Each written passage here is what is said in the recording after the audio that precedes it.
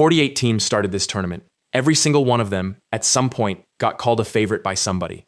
After the quarterfinals, that number is down to 4. France, Spain, England, and Argentina. And here's what almost nobody is talking about. This is the first World Cup in the tournament's history where the semi-final lineup matches the top 4 ranked teams in the world, exactly, before a ball was even kicked. No underdog run, no Cinderella story. The chalk held. But the chalk held doesn't mean these 4 teams got here the same way. One of them is winning like it's easy. One of them is winning like it's personal. And 2 of them are winning by the smallest possible margin, over and over again, which should worry their fans more than it currently does.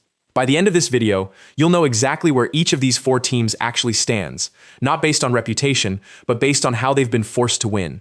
Let's start with who isn't here. All 3 co-host nations are gone. Canada lost to Morocco. Mexico lost to England. The United States lost to Belgium 4-1. Home field advantage, which usually means a friendlier crowd and less travel fatigue, meant nothing.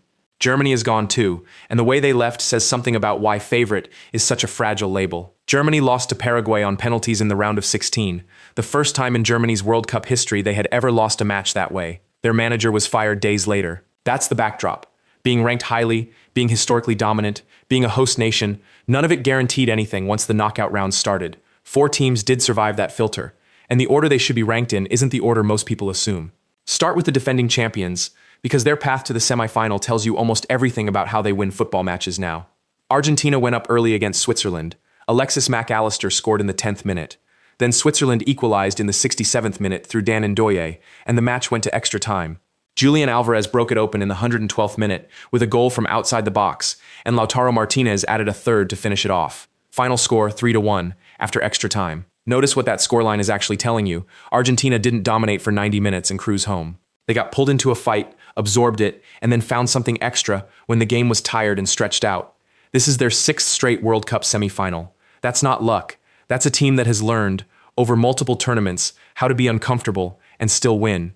Historically, that's actually a stronger predictor of eventual champions than dominant group stage form. Some of the most efficient World Cup winners in history weren't the flashiest team on paper, they were simply the hardest team to actually beat when it mattered. Argentina is that team right now. The concern for their fans is obvious though.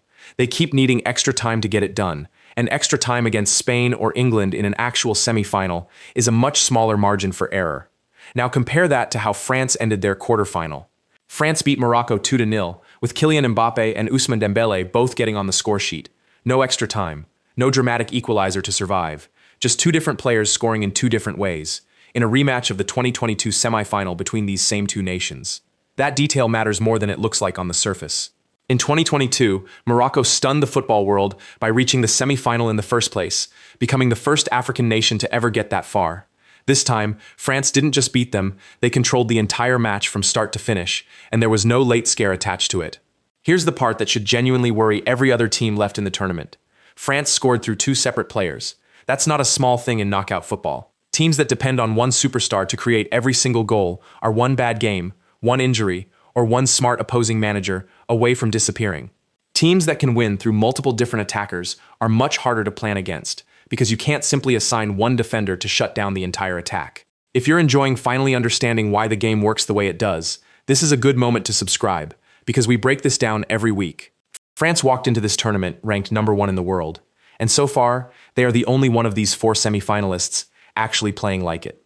Spain is a harder team to rank, because their reputation and their actual results don't quite match right now. They eliminated Portugal in an earlier round on a late winner from Mikel Merino, then followed that up by beating Belgium 2-1 in the quarterfinal, right after Belgium had just thrashed the United States 4-1 in the previous round. On paper, that's 2 impressive scalps in a row. But look at the margins.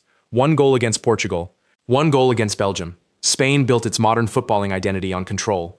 The idea that if you keep the ball long enough, the other team simply doesn't get enough chances to hurt you. That identity traces back to their golden generation around 2010, when their possession-heavy style became the blueprint every other nation tried to copy. The version of Spain we're watching in 2026 still plays that way, but the results have been tighter than that identity is supposed to produce. A team built around control shouldn't be winning by 1 goal against sides that just conceded 4 the game before. That doesn't mean Spain isn't dangerous. It means the gap between Spain and everyone else is smaller than their pre-tournament ranking of 3rd in the world suggested it would be. Which brings us to England. And the pattern here is impossible to ignore once you see it. In the round of 16, England beat Mexico 3-2, in a match Yahoo Sports called one of the finest of the entire tournament. In the quarterfinal, they faced Norway, who had just knocked out five-time champions Brazil to reach that stage for the first time in Norway's history. England fell behind early to a goal from Andreas Schjelderup. Jude Bellingham leveled it just before halftime with a slice through Norway's defense. The match stayed scoreless the rest of regulation, and then Bellingham struck again in extra time to win it, 2-1. Read that sequence back. Down against Mexico, needed a leveler. Down against Norway, needed a leveler, then needed extra time on top of that. England has the individual brilliance to survive both of those situations, largely because Bellingham has personally delivered in both of them. But a team that keeps needing its best player to bail it out of a losing position twice in a row is not a team that has control of its own tournament. England hasn't won a World Cup since 1966. Every few years there's a golden generation story attached to them, and every few years it ends in almost the same place. Right now, England is here on talent and nerve, not on control, and that's the least sustainable way to be a favorite this deep into a tournament. Here's how the semifinals shake out. France plays Spain, England plays Argentina. Look at that pairing for a second. The two teams playing with the most control, France and Spain, are on one side of the bracket, which means one of them has to go home before the final even happens. The two teams who have needed extra time and late goals just to survive this far, England and Argentina, are on the other side.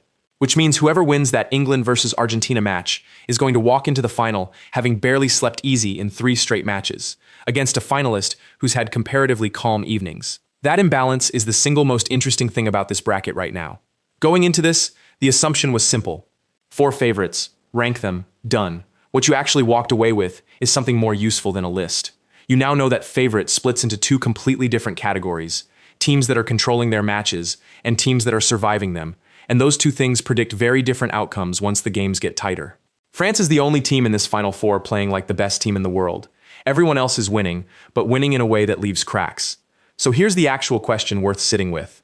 Does Argentina's habit of grinding out ugly wins turn into a weapon in a final the way it has for so many champions before them, or does it finally catch up to them against a team that isn't giving anything away? I'd genuinely like to know where you land on that.